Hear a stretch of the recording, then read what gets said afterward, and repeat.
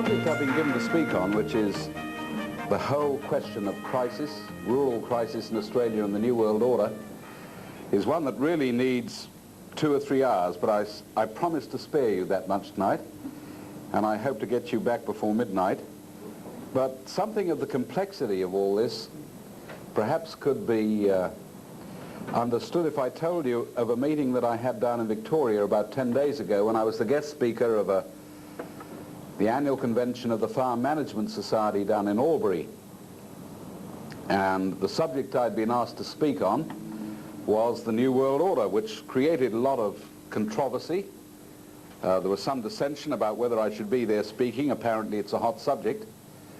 But the most interesting thing to me was that the conference concluded with the convener getting up and telling the audience his experiences. He said, I have heard Prime Minister Bob Hawke and President George Bush talking about a new world order. And I was interested in that, and I wondered if it had any bearing on economic problems facing farmers. So he said, I rang the Department of Trade down in Canberra and said, look, have you any material on the New World Order, and could you provide a speaker to our forum so that we can get a bit more information? To which there was a long, pregnant pause, the other end of the telephone line. And they said, well, they did have some material on the New World Order, but they weren't quite sure if they were at liberty to release it, and they certainly didn't have any speakers. And there was a bit of shuffling around where they asked each other what the right thing to do was, and apparently nobody quite knew, so they suggested he get onto the Department of Foreign Affairs, which probably was the right department dealing with that subject. So he rang the Department of Foreign Affairs, and he said there was an even longer, more pregnant pause, the other side of the line, and they said yes, they did have a lot of material on this, but they weren't quite sure how far they could go in releasing it, and beside that they didn't have speakers, and they weren't quite sure if they could help, but why not try the Prime Minister's department? So he rang the Prime Minister's department, and he said the pause there was the longest of the lot, and they said they had a lot of material on the New World Order program, but they didn't have any speakers, and the material they had, as far as they understood, could not be released without the personal go-ahead of the Prime Minister, who wasn't available at that particular time. So they were dreadfully sorry, but they couldn't help. And he said that was the situation. We have coming over our news services a whole lot of talk about the New World Order and Australia's involvement in it, but apparently we can't get government speakers to come and tell us what it's all about, and that is the reason that I'd been invited to speak. And I've got to be honest in saying that over the 20-odd years that I've been looking at this question, that's broadly been the reaction. A lot of people have a vague feeling there's something called a New World Order, but it's not one of the things you speak about in polite company, and apparently we've reached the stage now where if you want to get on in this hard, cruel world, you're not allowed to speak about politics or religion or the New World Order. And if you keep off those three, you're going to do very well. About 10 days ago, we had an article in the Australian by an academic called John Carroll, speaking about the whole question of protection of Australian industry. Now, he struck something of a blow by saying that unless we begin to do something to protect our Australian industries, it's now only going to be a short time till we have nothing left to protect whatsoever. And he made the point that since the 1970s, we have decimated half our industries in Australia. That's in a period of 21 years. Half our industries have gone. A whole range of things that we used to produce, we don't make any longer. We buy them, and we wonder why everybody jumps up and down and complains about the foreign debt. Now, I want to tell you why we've done that and how it fits in with the New World Order and what the New World Order is. I never really came across the New World Order as a subject until I was lecturing in New Zealand in the fairly early part of the 70s, and I happened to be speaking in a little town called New Plymouth on the North Island. It's a beautiful little, really it's a little fishing town that nestles under Mount Egmont, if you've ever been there, on the west coast, and I was speaking at that time on the growth of the debt of the third world countries and the fact that they'd already reached a stage they were trying to borrow money to pay the interest on what they'd borrowed previously, and there's no possible way that anybody can survive doing those sort of things. And at the end of the meeting, a lady came to me and said, look, I've got a little book that might interest you that seems to relate to what you're talking about. And I said, look, I haven't got time to read it, but if I could borrow it, I'd certainly be appreciative. So she gave it to me, and I didn't have a chance to look at it until I got on the plane coming back to Australia, and I opened it up, and it was a little book called A Common Interest in a Common Fund, which meant nothing to me whatsoever. So I began to read it, and it was written by an Australian economist by the name of Dr. Helen O'Neill, who might have been Humpty Dumpty for all I knew. But it was a story of a program that was unfolding through the United Nations for the transfer of control of all basic commodities out of nations like Australia to a division of the United Nations called UNCTAD, United Nations Conference on Trade and Development. And what was going to happen if this program was realized would be that 18 international commodity boards would be set up through this division of the United Nations, which would take charge basically of the world's foodstuffs and fibers and minerals. Now that was pretty important to Australia. It listed the sort of things, grain and meat and fibers like wool and cotton, timber, sugar, coffee, cocoa, obviously not things we produce here, but then it went on to a whole list of minerals like iron ore and coal and copper. By the time you came to the end of the list of commodities they were considering, you'd virtually touched all what we call primary industry here in Australia. Now, once they had established central control through the United Nations of these commodities, something called a common fund would be set up, which is where the title came from, which would be like a kitty which all nations would contribute into, and they would try and establish what is sometimes called supply management and reserve price schemes, and they would arrange deals between producers and consumers and all participating nations, which basically meant every nation in the world, because everybody, with the exception of one or two, were members of the United Nations, would be compulsorily required to take part in this thing.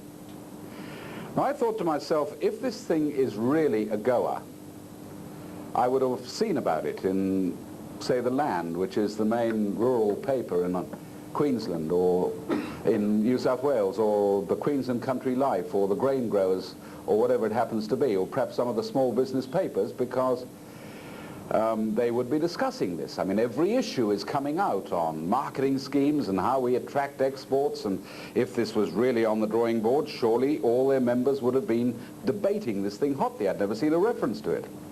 So I thought to myself, it must be a dream that they've got coming up sometime in the future. But nevertheless, coming through this book, there was enough to suggest that a lot of preliminary discussions had already taken place to make me want to know more. And then also through the book came a thing called the New World Order.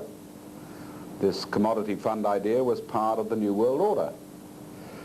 So when I got off the plane in Sydney, instead of going home, I looked up the United Nations in the telephone book, and yes, they had a number, and I subsequently discovered they had one of the top real estate spots in Sydney, in Martin Place. So I went along there and found quite an imposing building and a big staff, mainly from the third world. Obviously they weren't helping the Australian employment situation, but nevertheless, all very efficient and sitting behind computers and looking very industrious and busy. And I said to the girl at the inquiry desk, look, I've come across this little book and it seems interesting to me, and I'd like to know how it fits into the United Nations and also what this thing called the New World Order is. Oh, she said, well, we've got stacks of material on that. That is basically the ongoing agenda of the United Nations. All the international discussions and the great conferences and the sessions and the assemblies are concerned with this unfolding world order program. So I said, well, can you give me some stuff that I can take away, that I can understand it?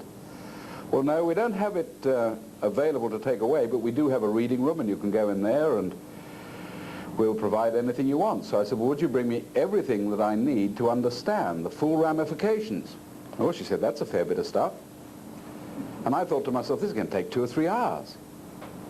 And she came out with a trolley about twice the size of this table here beside me, loaded up with books and pamphlets and reports that came from anywhere you can think of. The International Monetary Fund and the World Bank and think tanks in America like the Brookings Institution and conferences of UNCTAD and conferences of UNIDO and UNICEF, and then more think tanks in Europe. And by the time you've gone through all this, I didn't spend 3 hours there, I spent 3 days. Coming back every morning and sitting down and making copious notes, and I didn't even know what I was really looking for. But gradually, as you went through all this stuff, out of it came quite a clear picture of a program that was already partially under discussion and being implemented, which was called the World Order Program.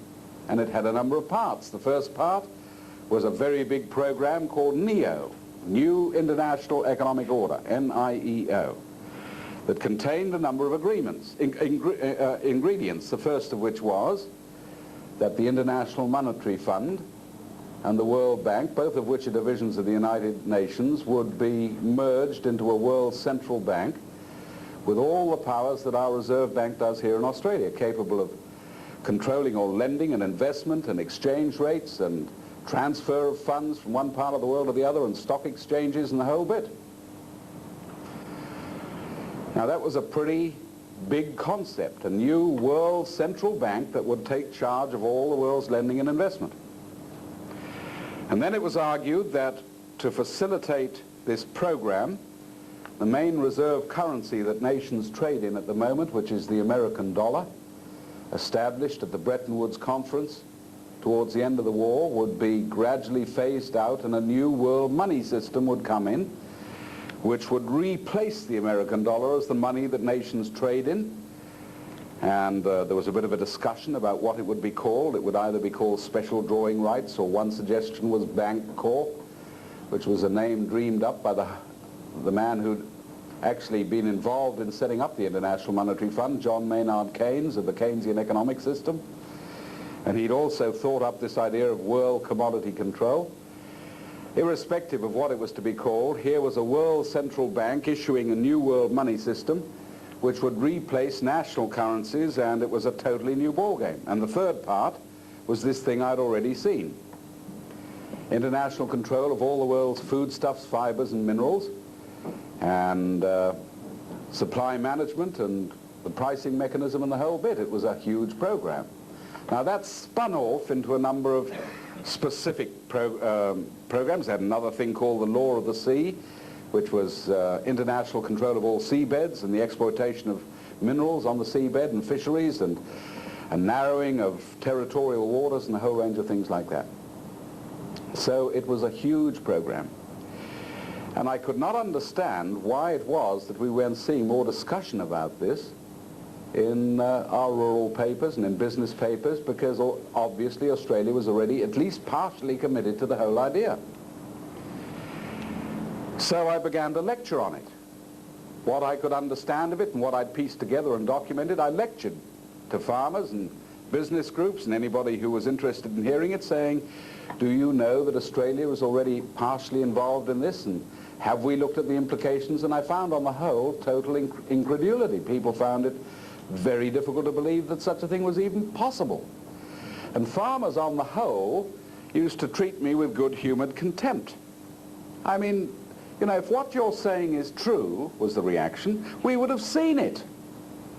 I mean, we're having conferences every other day on marketing and selling our stuff overseas, and, you know, we've got our own elected leaders running the farmers' federations, and they, you know, it was really sort of, you were trying to push. You couldn't even get people to look at the thing properly. And to show you how absurd it's got, the last time I was lecturing over in Western Australia, I was invited by one of their farming organizations, the pastoralists and graziers, to go and have a meeting with their executive, which I did in a very plush building in the middle of Perth, obviously spent with, or built with the subscriptions of hundreds and hundreds of pastoralists and graziers.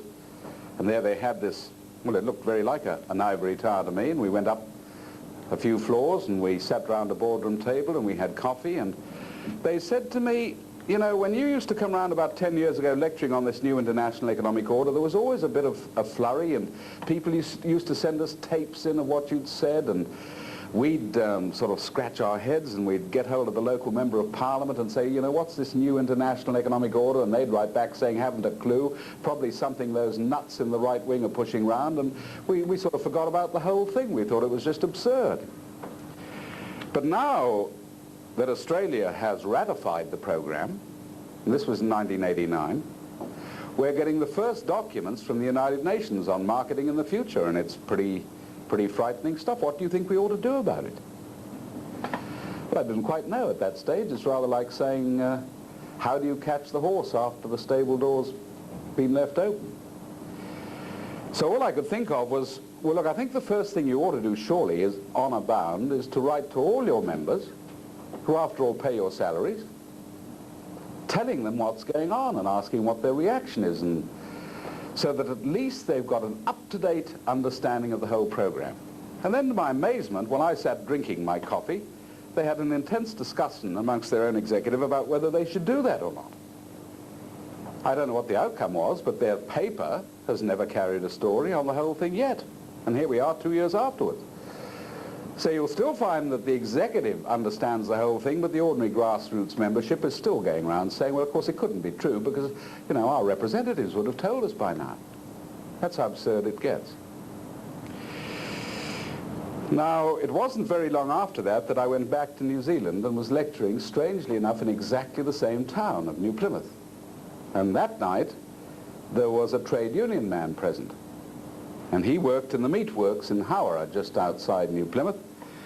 And he came up at the end of my lecture. By this time I was speaking on the new international economic order, and he gave me this little book. And he said, we thought this was double Dutch, but apparently it is the program we're all to follow, and all our trade union branches have been given a copy of this, and we're supposed to be studying it. And he said, until you spoke this evening, I didn't know what to make of it. Would you like to have a look? So I grabbed it. And again, I didn't look till I was on the plane coming back to Australia, opened it up, and there was a little book, not printed in New Zealand or Australia or London or anywhere like that, but printed by the Novosti Press Agency Publishing House in Moscow. And the gentleman who wrote this little book was called Ernest Dubminsky, who was one of their top economists in the Kremlin, and there's a little blurb about him and his photo at the back. But apparently he's not working in Moscow. He is part of a team of 400 Soviet officials working for the United Nations, all on the permanent payroll. He was in Geneva. And this little book is the official Soviet evaluation of the New World Order program. And I thought, well, they won't like it very much. I mean, they went, even in the International Monetary Fund and the World Bank at that stage, they were rather hostile about the whole thing. So I opened it up and started reading, and it hit me like a sledgehammer, because right in the opening preface, he makes the point that the whole concept of a new world order was originally put on the world's agenda by the Soviet Union. And it wasn't Mr. Gorbachev or Mr. Brezhnev or even Kosygin or Khrushchev, it was Lenin back in the 1920s who developed the concept of a new world order. And the book spells out the whole concept.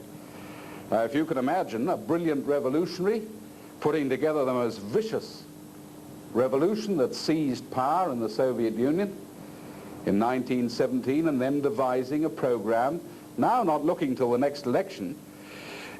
You see, if you become a dictator, you don't have to worry about the next election any longer. You look ahead perhaps 50, 60, 70 years, and broadly he divided his future program into two parts. One was devoted to revolution, which was aimed basically at destabilizing the Western world, the great capitalist nations, the enemy. And that meant getting into every area you possibly could, into their colonies, doing something about breaking up their trade routes, endangering their raw materials and supplies, breaking up their markets, and then destabilizing their social structure, getting into their educational mechanisms and their universities, and even, believe it or not, into the churches. Because if you can inject new ideas right through, you can confuse people and bewilder people, and you can get the whole thing so destabilized that you can then move on to the later part of the program. And part two was, having destabilized the whole structure of the West, then we swing into place a new type of centralism, and this will be a world order program. And Lenin said we have to get the world to the point where all nations are directed by one central plan. That is how we're going to deliver in the final Soviet system.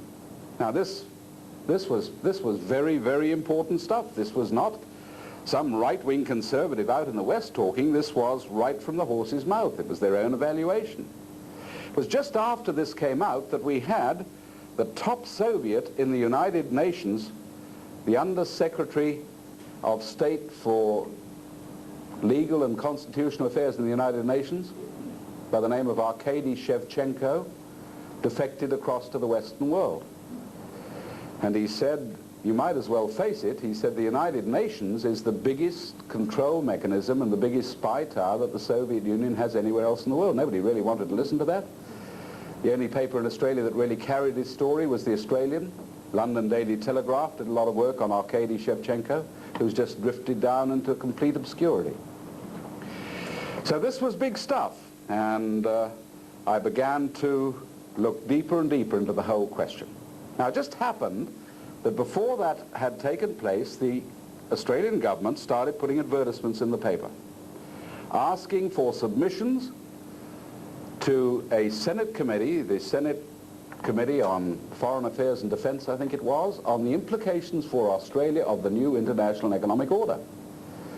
So I collected all the stuff that I possibly could, put it into a submission, which was later reprinted as a booklet, and we're hoping to reprint it fairly soon again, and sent it in. I never even got an acknowledgement from the government that it had gone in. They finally produced their own summary, which is that, the new international economic order, implications for Australia, report from the Senate Standing Committee on Foreign Affairs and Defense.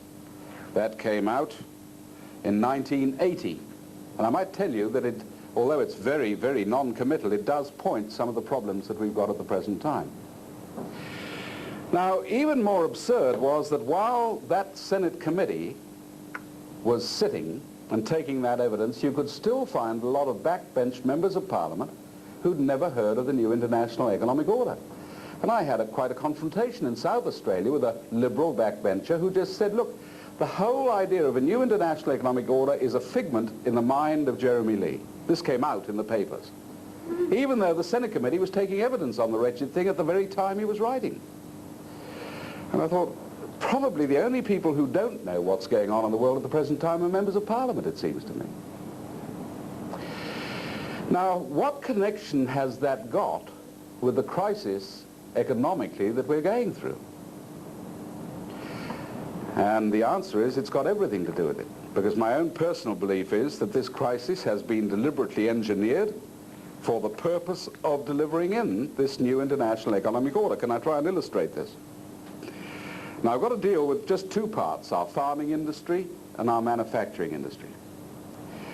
Back in 1968, 67, 68, if you were on the land, you might remember we had a huge drought that racked the whole of the eastern states. It was one of the severest droughts we've ever had. I remember it because my father had just bought a little wool property down in New England, in New South Wales, and walked straight into that drought, and it wiped out a tremendous number of people. And there were protest meetings seeking desperately some sort of help. We had nearly 300,000 farmers in Australia at that time. And that was then followed, as we moved into the 70s, by the collapse of the wool industry. Nothing like now, but it was horrific. The price of wool had plummeted down. The ABC was running programs on the fact that wool was now outdated and everybody would be wearing silk in a few years. And by that time, there were real big protests. We were still under the control of the Liberal Country Party, as it used to be called. Bob Menzies had retired. We'd had Harold Holt had tragically drowned, and then we had a succession of rather dismal Liberal prime ministers. We had John Gorton, that a lot of people remember. He was a bit like a cowboy, very exciting, but he hadn't got much substance. And then we had a funny little fellow called Billy McMahon. And by that time, everybody was very disillusioned by what was going on, and there was an exciting fellow who was now leading a revamped Labour Party called Gough Whitlam. Why not give him a go? And just before Gough Whitlam came in, we had this document produced by the Labour Party, which was Labour's Federal Rural Policies. And the man who put this together was a brilliant man by the name of Rex Patterson, who was a Queenslander, a Fulbright scholar. He was no slouch, and he was dealing with this horrendous crisis in the bush. And can I just read you what he said? There's ample proof to show that high interest rates are imposing severe burdens on export rural industries, just as they are on other sections of the community, such as young homeowners. A Labour government would investigate the overall application of interest rates as they affect primary production and productivity generally, with the objective of providing low and reasonable interest rates to those soundly based industries on which the economic health of the nation greatly depends. So this is what they were going to do. Labour's debt alleviation policies would take the form of making available long-term, low-interest loans to pay off immediately the crippling high-interest short-term loans which many producers have been forced to accept from financial institutions and hire purchase companies. And he had every reason to write that, because interest rates were creeping up and threatened to hit 8%. And then came the magic bit. At the same time, a Labour government will allow a holiday period of up to 5 years for potentially viable producers as regard the repayment of principal and interest, in order to allow farmers to strengthen their financial position. We're going to give farmers 5 years not having to pay the bank any interest or any repayments at all. And I might tell you that was only the rural policy. The same line of thinking was coming right through the whole of Labour's policy. Now, it immediately raises huge questions. How on earth would they finance that? Would we go and borrow more money overseas and tack it on the end of the foreign debt, or how was it going to be done? And there was no mucking about.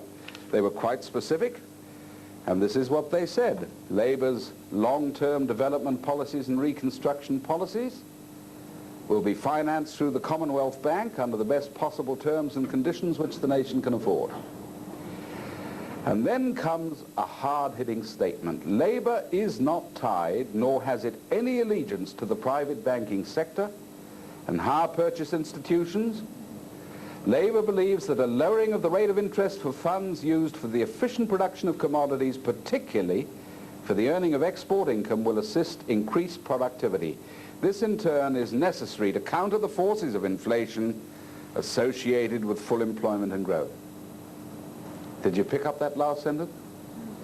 We need to lower interest rates to counter inflation. Now they're using the opposite argument. We've got to raise interest rates to cover inflation.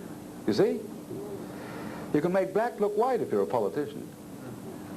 But you see, the other thing is, the best terms and conditions the nation could afford, we've got some precedents. The Commonwealth Bank financed Australia during the First World War at 0.5% interest rate. It was used to save the wool industry during the Second World War. I don't know whether you know it. We've got an absolute panic now because we've got 5 million bales of wool in stock that we can't sell, and the whole thing's collapsed. We had 10 million at the end of the war, and it was no problem at all because we had the finance to handle it, and the whole lot had gone within 3 years, and then we had a wool boom. Now that's what Labour was going to do. And the man who put that together, Rex Patterson, was waiting for Gough Whitlam's electoral victory to do it.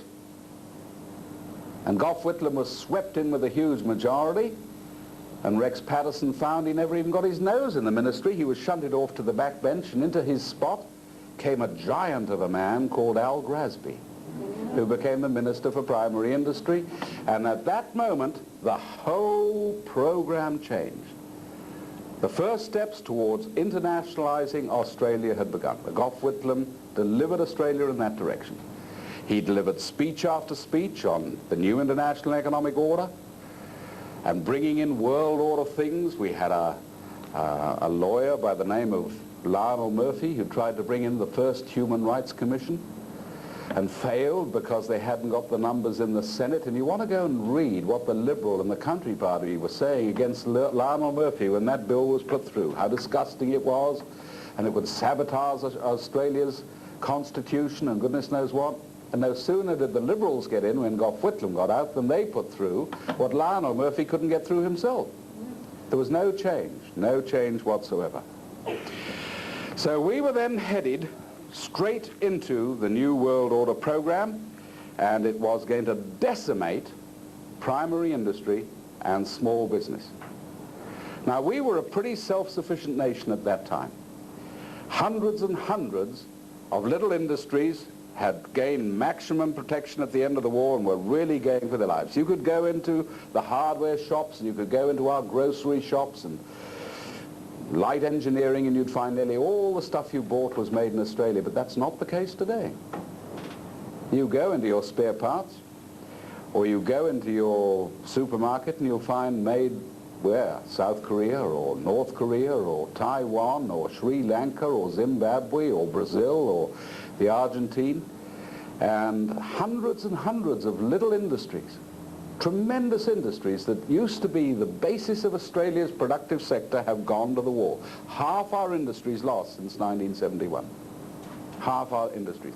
And they are now falling quicker than they've ever fallen during that last 21-year period. And the result of this is that you find more and more workers in Australia suddenly getting out of their employment onto the dole queue. Why then aren't their union leaders saying, well look, why now are we sacrificing Australian industry so that workers lose their jobs? We're going to fight the government, and they should have got alongside small business to fight the program, instead of which they were all participating. So you can see how the thing has gotten. We've now reached the point where all of a sudden we're finding that the farmers have caught up with small business.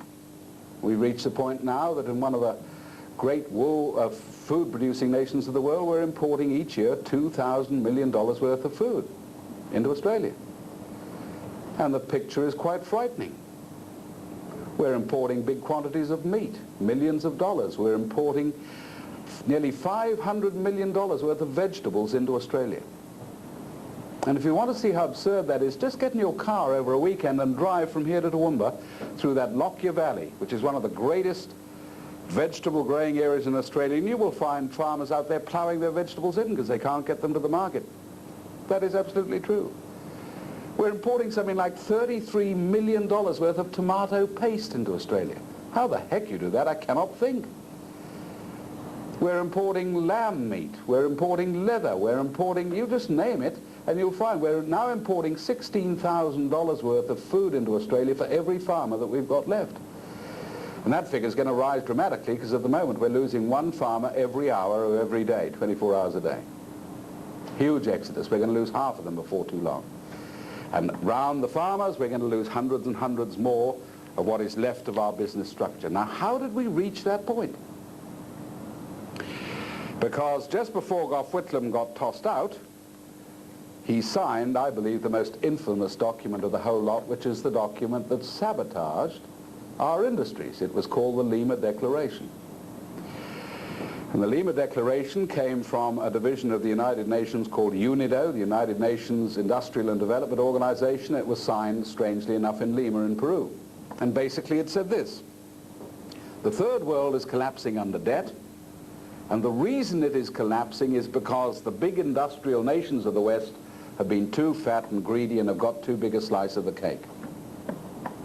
Therefore, we're going to ask those industrial nations to sign an agreement that they will wind down their own industries and transfer technology across into third world countries so that they can begin to produce what nations like Australia used to produce themselves, and then we'll give them preferred nation status in exporting back inside those countries. Now, can you believe that an Australian government would sign a document which says we wind our own industries down and give another nation the chance to sell us back the stuff that we used to produce ourselves?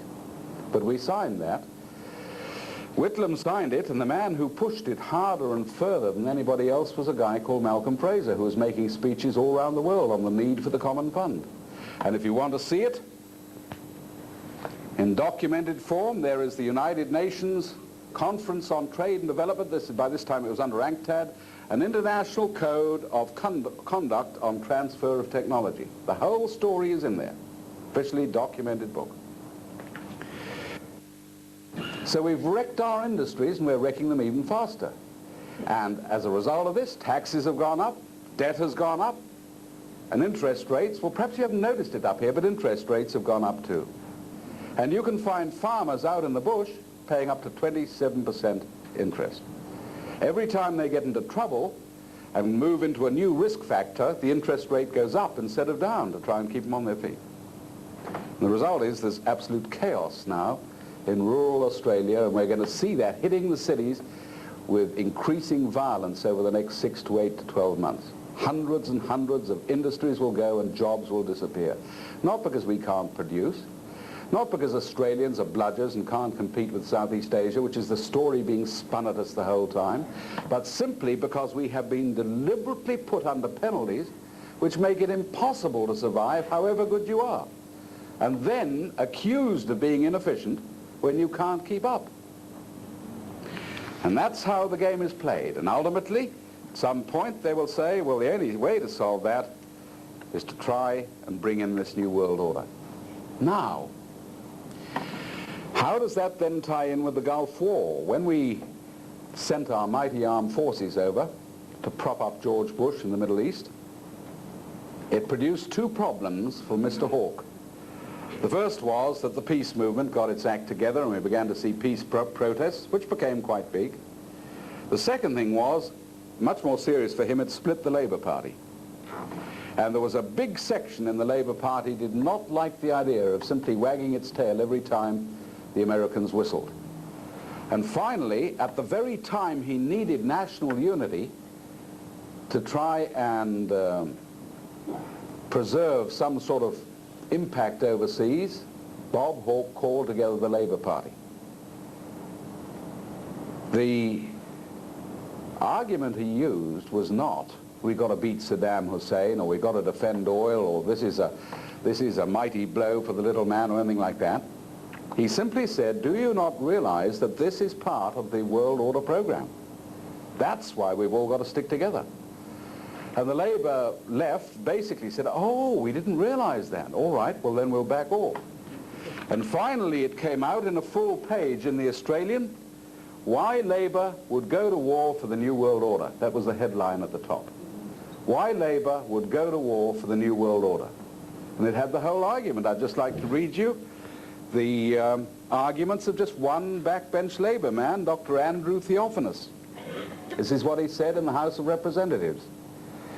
A new world order is emerging, as is shown by the unprecedented Resolution 678 of the United Nations Security Council.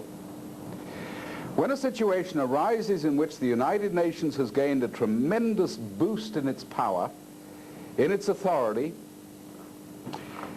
and is able to carry resolutions and concrete actions as a result of those resolutions, then people who describe themselves as leftist or socialist should not be concerned about it, but should welcome such developments, because the increase in the powers of the United Nations is a very significant development.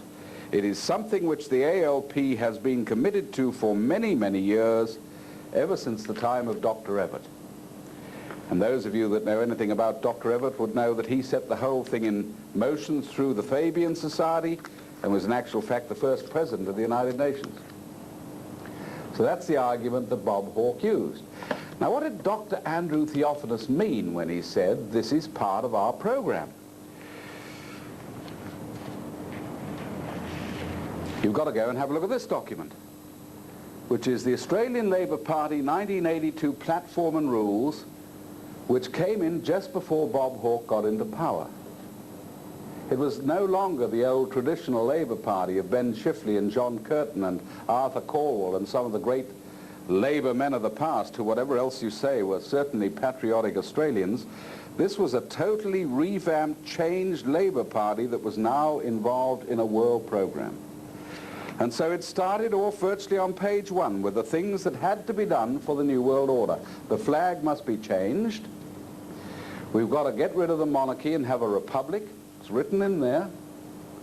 We've got to eliminate barriers against world law, such as the Senate and the Constitution.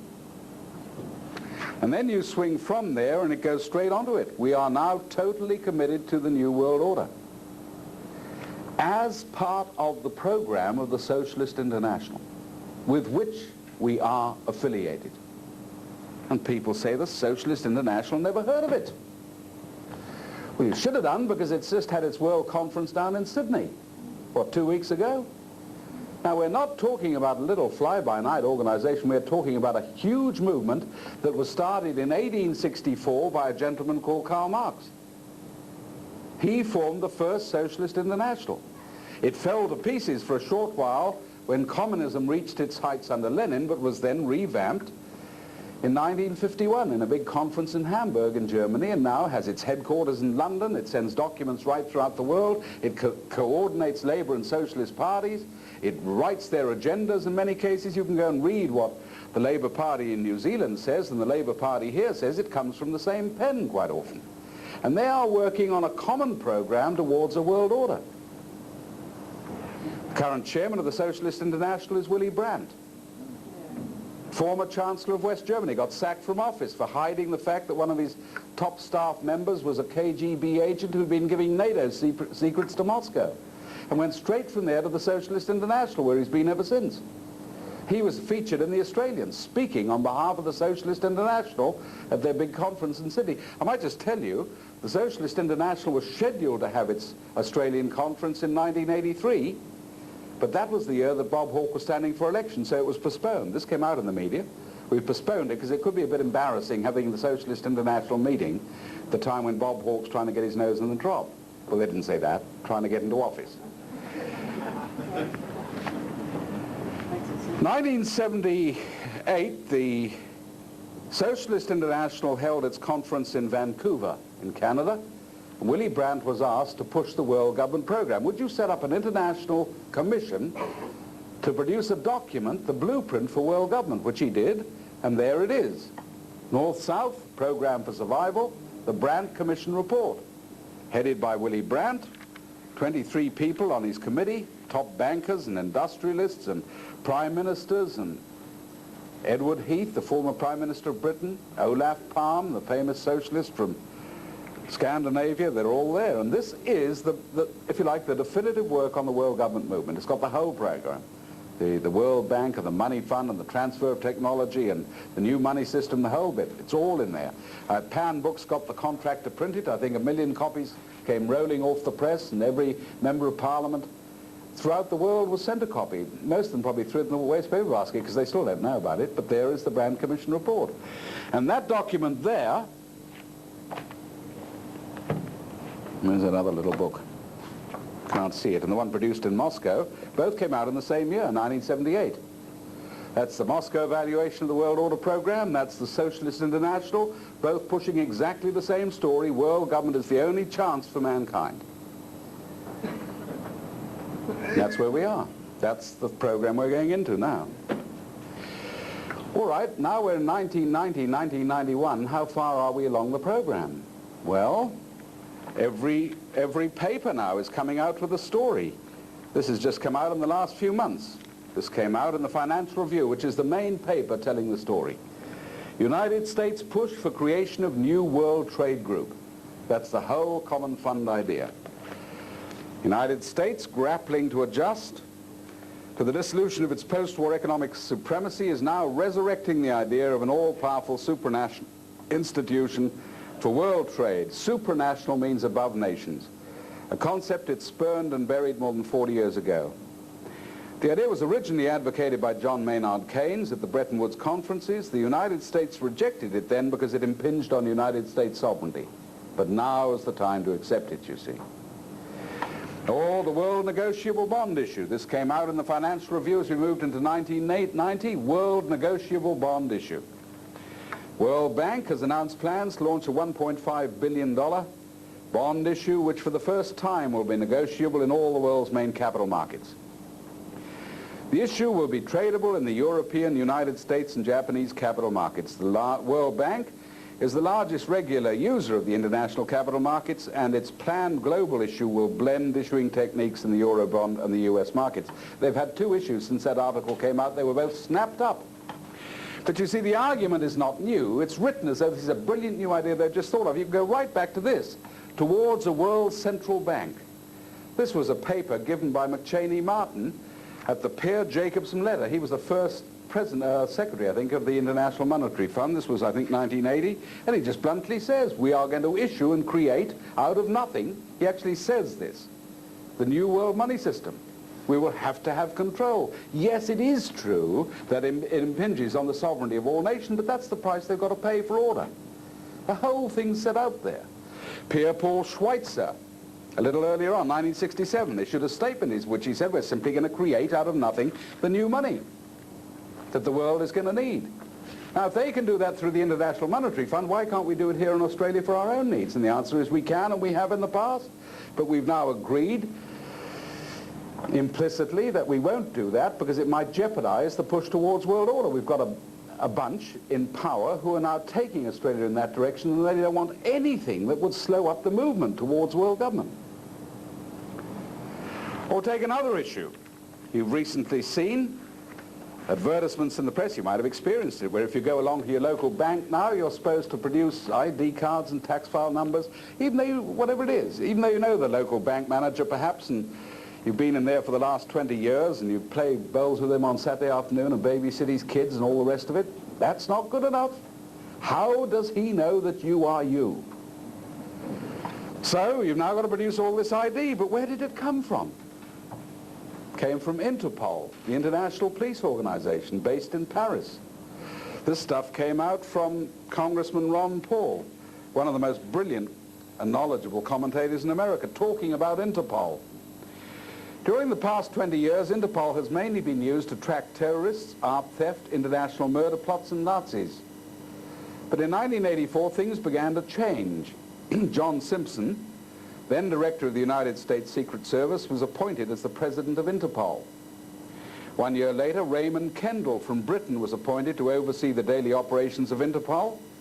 In late 1985, top police from 140 countries met in Washington, D.C. for 8 days for Interpol's first meeting in the United States in 25 years. President Reagan and Attorney General Edwin Meese addressed the crowd. The proceedings were not, of course, open to the public or the press. Since Interpol's activities are no longer confined to real criminals, with, quote, financial criminals and money launderers prime targets, and since the Federal Reserve defines financial crimes and money laundering as not filling out the right form at the bank when withdrawing our own honestly earned money, we should be concerned. Here are the goals of this new pact. 1, industrial countries will adopt the strict reporting requirements of the THE.VHS.VAULT Committee, which is an international banking group. 2, the countries will then adopt the same laws and regulations concerning movements of cash around the world. 3, all banks, bankers associations and police within the trilateral countries will share information with every other bank enforcement agency. 4, regulators, bankers associations and law enforcement agencies will merge their enforcement techniques.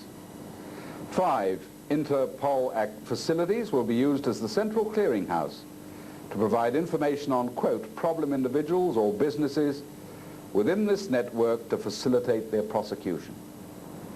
And Paul's conclusion was, this means that your local banker will become a spy for this arrangement, exchanging information on you with every other country using the International Criminal Police Organization, which could include China and possibly the Soviet Union next year.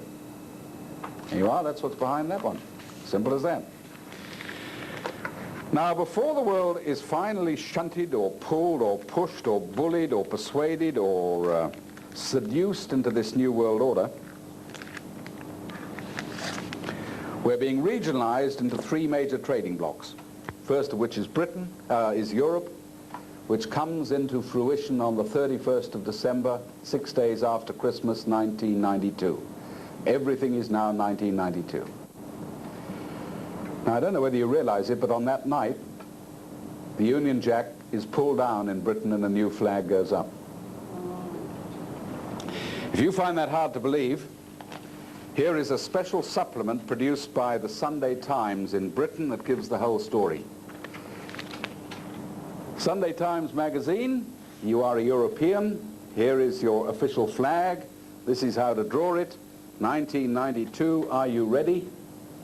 And there is a picture of the new flag that will fly over the whole of this centralized Europe. It's a navy blue flag with a gold circle. It looks rather like the United Nations flag, doesn't it? Curiously like the United Nations flag. We had one of the most eminent lawyers in Britain, Lord Denning, former Master of the Rolls, got up and said it's the end of our sovereignty, it's the end of our courts, it's the end of common law, it's the end of at least 1,500 years of our Westminster system. We will simply be a cipher taking orders from a centralized parliament in Brussels, and that's what it's all about. 1992. Now, the person who signed on behalf of Britain to go into that was Margaret Thatcher, who subsequently woke up to what had happened and began to dig her heels in as she realized the full ramifications of the Single European Act. She said, we agree to cooperate but not to lose our sovereignty. We certainly won't accept a Central European Bank of what is called EMU, the European Monetary System. And no sooner did she say that than the attack began. The whole media began to tear her to pieces, which is virtually controlled by two men in Britain, Rupert Murdoch and a gentleman called Mr. Robert Maxwell, which is his current name. His previous name was Mr. Koch. And ultimately it led to the end of Margaret Thatcher as the Prime Minister. The man to take Britain into Europe was waiting in the wings, ready to take over, Mr. Michael Heseltine, who just missed out by a fluke. And a little unknown guy called John Major became the Prime Minister, who was a Thatcher follower and is trying to play it by ear a little bit slower. He can't just stand in the light or he'll get knocked over, but at least he's trying to drag his feet. But Margaret Thatcher, interestingly, has now become the chairman of a group called the Bruges Group, which is a new association of politicians opposed to going into Europe, which is growing slowly the whole time. And they come from every party: Labour, Social Democrat, and also Conservatives. And they're getting more and more publicity. They can't knock her off the perch now because she's already done, and she's probably going to do more good there than as the Prime Minister. Rather interesting. And the opinion polls in Britain show a great hardening towards this idea. So much could happen between now and 1992. But, just after she signed the Single European Act, onto the world stage bounced a new figure by the name of Mikhail Gorbachev. He just came right out of the blue. Nobody had really ever heard of him. But he said a very interesting thing. Yes, I am a convinced Marxist-Leninist. Always have been, and I still am. But I'm a different one. I'm a nice one. Why? Because he wanted to bring the Soviet into this new world setup, and you can't do that while there's an Iron Curtain and a Berlin Wall. So he had to create the atmosphere in which the change was occurring. And he was faded through the world. The man who's bringing glasnost and perestroika went to America, got a ticker-tape welcome. They had Razor Gorbachev written up in every ladies' magazine. All the little sort of finicky things that housewives pick up, you know, where she was buying her underwear and what fur coat she was wearing and what lipstick she wore and how many grandchildren. It was all just human interest stuff, but did they get sucked in? And he ended up getting the Nobel Peace Prize. The man who's driving the tanks through Latvia and Lithuania at the present time, the Nobel Peace Prize. You see, he made one mistake. All that stuff was for the West to believe, not his own people. And they began to take it seriously. And they said, thank you very much. Yes, we'll have some dissent now. Yes, we'd like a decentralization of power. Yes, we would like our own government back. Well, they weren't supposed to do that. And now he's finding that he's got the tiger by the tail and he doesn't know how to let go. He's going to be consumed by the very thing that he thought he was shaping. The second block, North America.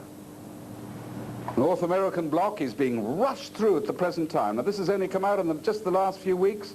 This was the headline, the leading article in the Financial Review, February the 7th. There we are. North America builds own trade bloc. The merging of Canada, United States, and Mexico to begin with. Then to be followed by countries in Latin America and the Caribbean. And it is not just a common market. It is political. They've got to have common legislation, all the ingredients that are being shaped in Europe, free movement, free travel, different passports. And then there's a third block, which is the Pacific Rim block. And the architect for that is a gentleman called Robert James Lee Hawke, pushing that as hard as he can. And I want to tell you, it is a central political idea. The book, The Pacific Parliament, has already been written by Mike Moore, the former Prime Minister of New Zealand for a short while before he got hoofed out. He took over from Longy. He has written the definitive work, the Pacific Parliament it's called. And the idea is that you have a block now moving from the Soviet Union itself, that's the western part, right through China, including the two Koreas, including Taiwan, which is, of course, not supposed to be there at all, it's simply part of China. The whole of Indonesia, which we forget, is the biggest Mohammedan country in the world, bigger than anything in the Middle East. Bring in the Philippines, bring in New Guinea, bring in Vietnam and Laos and Cambodia, and tacked right onto the bottom of that is a little, well, it's not a little, it's a big island continent, inhabited by the sleepiest, dopiest, most materialistic, self-centered people in the world today. But the only thing that ever moves them is footy, or tinnies, or arguments about whether Powers is better than 4X, or the Melbourne Cup. And we are going to get hit so hard. We're just getting the first blow now. We ain't seen nothing. You know, we think that things are getting tough. Boy, what those people behind the Iron Curtain have gone through. I remember many of them, you know, Ukrainians and Latvians, they come up to you at meetings and they say, why can't the Australian people see what's happening? Do you know that we are training young people through our educational system that don't even know their own history? We've got 75% of young people in this country who've never even heard of the Constitution. How do they know what they can defend? They know all about everybody else's dream time, from the Eskimos to the Sioux of North America or something, but talk about their own history and their own heritage. And that's where we are at the present time. Sometime, I don't know when, I'm certainly no prophet, and I don't want to start trying to prophesy, but I would imagine between now and the end of the century, we are going to be brought to a point of no return. We haven't reached it yet. Which way does Australia go? Because you see, there's one vital question we've got to answer. If we go into this world government, even piecemeal, what happens to our Constitution? Which is the founding document that put this country together. We all voted the thing in by a referendum in this country.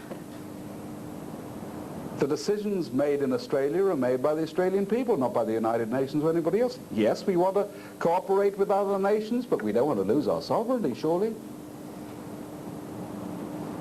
We the people, it says. And then that phrase, humbly relying on the blessing of Almighty God, which wasn't even in that Constitution originally, until a huge campaign said, let's put those words in. That's where truth and freedom comes from. And then it sets out the rules. This is the Parliament. This is the upper house. That's the lower house. That's how the judges are appointed. This is how we have elections. These are when the elections will be. These are the powers the government shall have, no more, no less. And you go right to the end and it says, not one word of the rules for Australia shall be changed unless we've had a referendum and all the people have been asked and they know what the decision is and they can say yes or no. Do you think Bob Hawke or John Hewson or whoever comes after him is going to have a referendum of the people and say, look, Australia, we've got this chance to go into world government and we think probably it's the right one. You know, everybody else is doing it, but we know the rules say before we do it, we're supposed to ask you, because we are your servants, and the Constitution says, could we have a referendum now, whether you say yes or no? Do you think they're going to do that?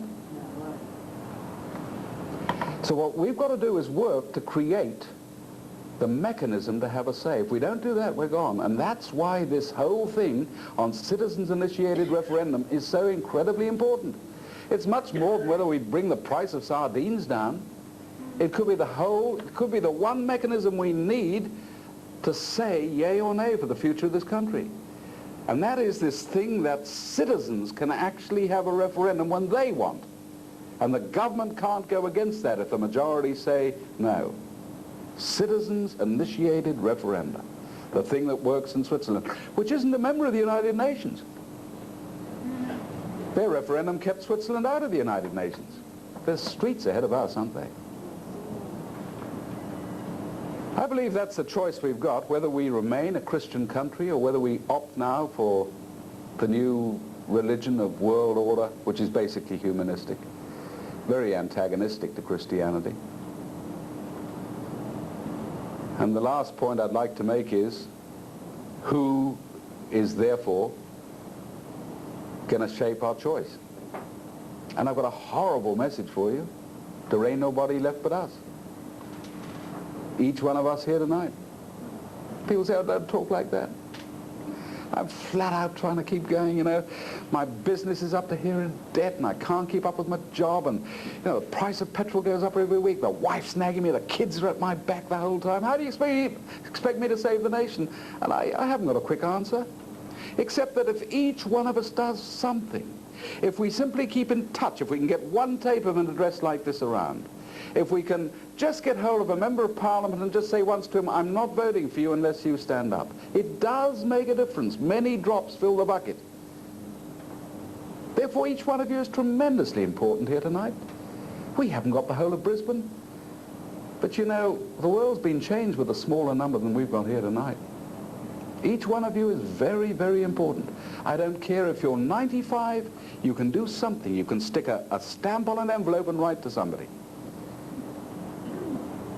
If you're young, you're incredibly important. This country belongs to you. Never believe anything else.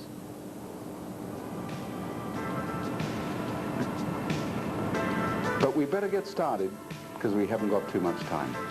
Thank you very much.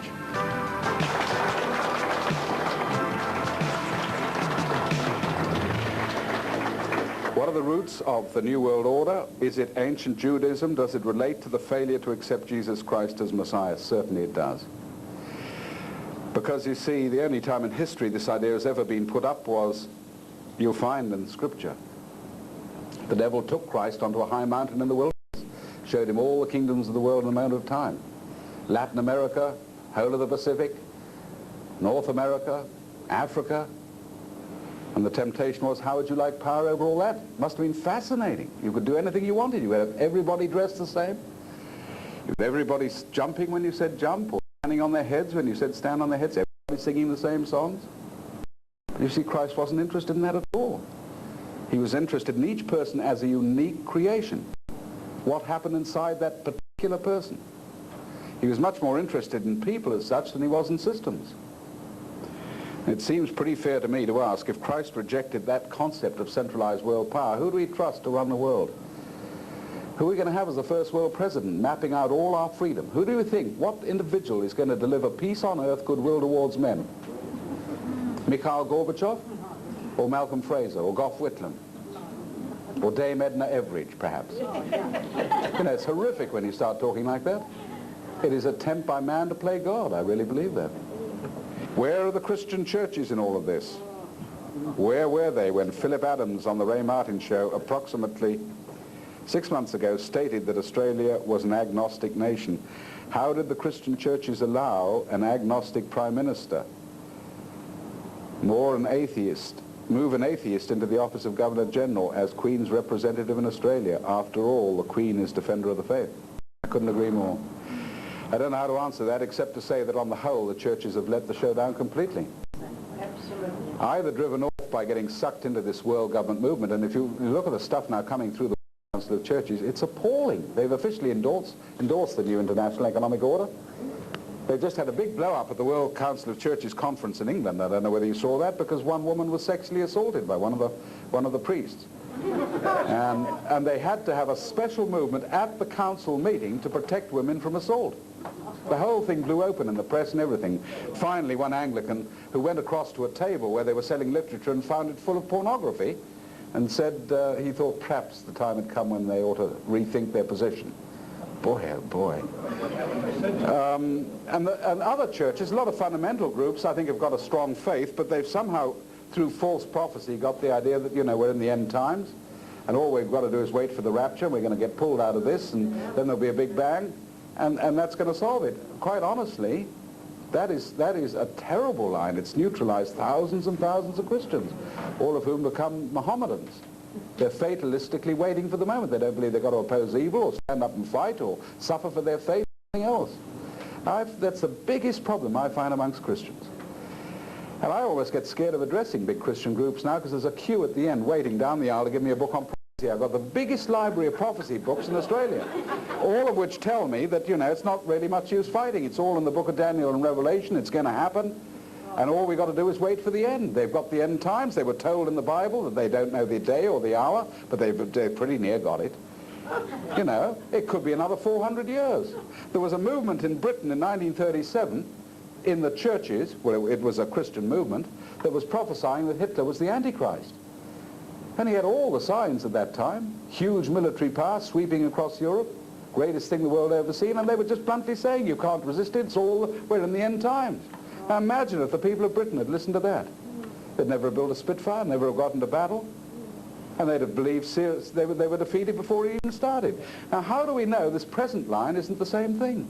Just to neutralize us all and keep us quiet. The church ought to be right in there, standing for truth, instead of which it's sort of around waiting for the rapture.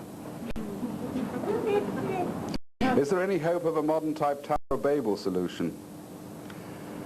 Well, if the question is, are we moving into a period of anarchy, perhaps that is what's going to happen.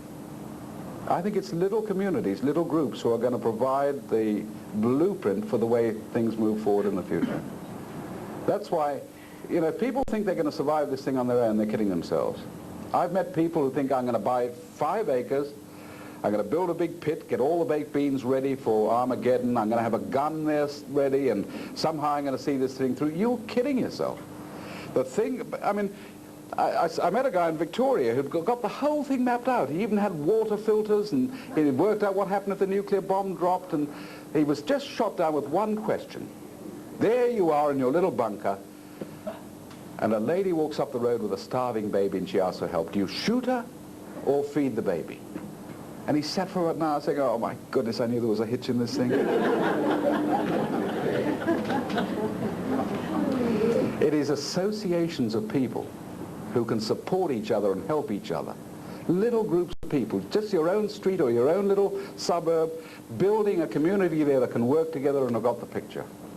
That is, you know, love is the opposite of hate. Love is the opposite of fear. And love, in a sense, is concern one for another. That's where we've got to start. Are you faithful to the present Australian national flag? Well, I'd like to think I am, yes. Incidentally, I think we have available still a video on the history of the Australian flag, done by Rupert Goodman, all illustrated. It's got so much, it goes for an hour, just on the flag. Stuff that people have never heard of before. Even how it represents the Aboriginal people. You know, there's a whole lot of the Dreamtime built into the Australian flag. You mightn't believe it. You want to go and see that video by Rupert Goodman.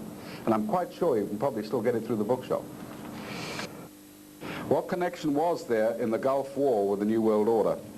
The reason that the Gulf War was significant was that this was the first time we had a world police force operating, which is a definite part of the package. And instead of being, although obviously it was America, the official flag flying over that effort was the United Nations. Although they were sort of hanging in the background protesting, they weren't getting consulted. It was a bit of a farce, really.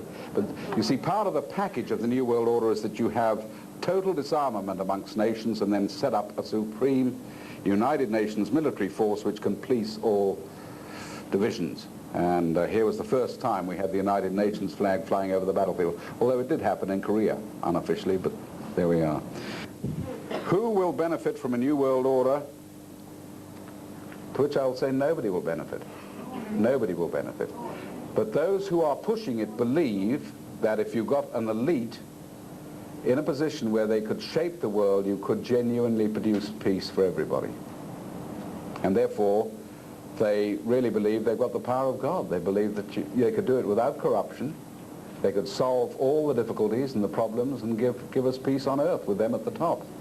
So they believe that they're going to benefit and everybody else is going to benefit. But it's a false view of reality.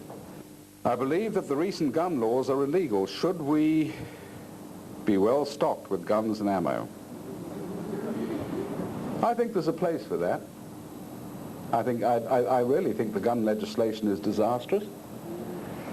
I would like to see a situation like Switzerland where every young man is given a gun and is required to do military training, and then he keeps his gun at home, and they have less violent crime than anywhere else. My question is that you give a short example of a letter so that those who wish to write will do so effectively to their MP. Also, the person in charge is God, so pray in faith that he will save Australia. I'm right with that, I agree with that. But let us not believe that if we just sit praying that that's going to solve it. We've got to pray and act together.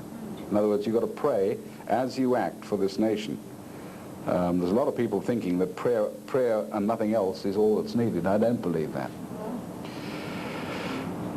A sample letter, I think just a polite letter saying, dear member, I think my own opinion is at the moment, don't worry about the Labour Party. It's beyond saving. I think it is committed. At least it's got the courage to be open what it believes. It's said what it's going to do. It is committed to world government. Why are they going to change? I saw somebody go up and speak to Gareth Evans once and said, look, Senator Evans, are you for world government? He said, sure I am. It's in our policy. I've always believed in that. Well, whatever else you say about him, at least he's open and he says it. What I hate are the parties that have in their objectives, we stand for Australian sovereignty, and then are going along with it when they're in. Now, at the moment, the Liberals and the National Party, what's left of them, believe they're going to get into office at the next election without making any promises at all. Labour's making such a mess of it, they're just going to walk in, and basically the word has got out, don't commit yourself. And I think somehow we've got to shake that. We've got to shake them until they say, we just say to them, please understand, I'm not going to vote for you at the next election until you answer some basic questions. I would like to support you, but I feel I cannot at the present time. Questions are, do you stand for the New World Order, or do you stand for Australia's sovereignty? There's a good one. And then go on from there.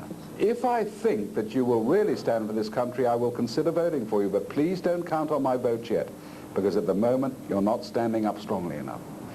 That's the, just sort of thinking off the top of my head, the sort of letter that is going to make a bit of a dent. You say the children are our future. How can we assure that our children are taught the proper values you talk of? Oh boy, that's a hard question, isn't it? All I can say at the moment is, you've got to teach them as much as you can at home. Don't ram it down their throats, but at least give them our heritage. We've tried to do a bit on that.